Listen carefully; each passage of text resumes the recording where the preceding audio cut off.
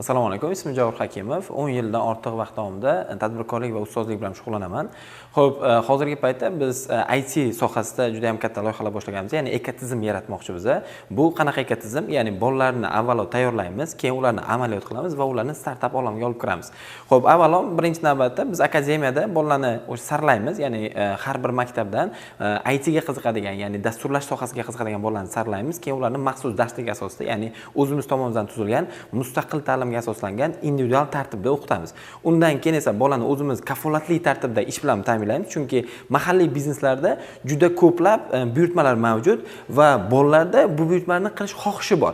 O'rtada ko'prik bo'lish maqsadida mana shu loyihani boshlaganmiz va asosiy maqsadimiz bolalarni kelajakda masalan o'sha IT bilan, ya'ni o'zini ilmi, ya'ni aqliy mehnat orqali o'zini moliyaviy mustaqilligini ta'minlash hisoblanadi.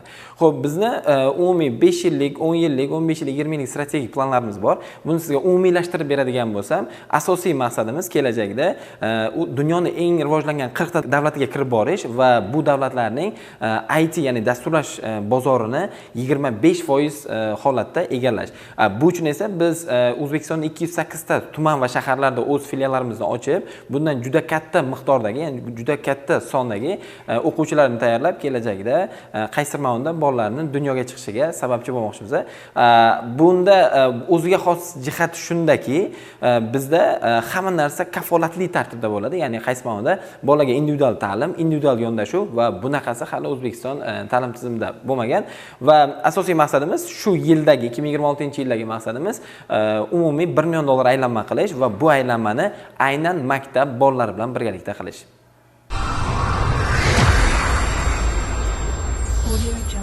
Audio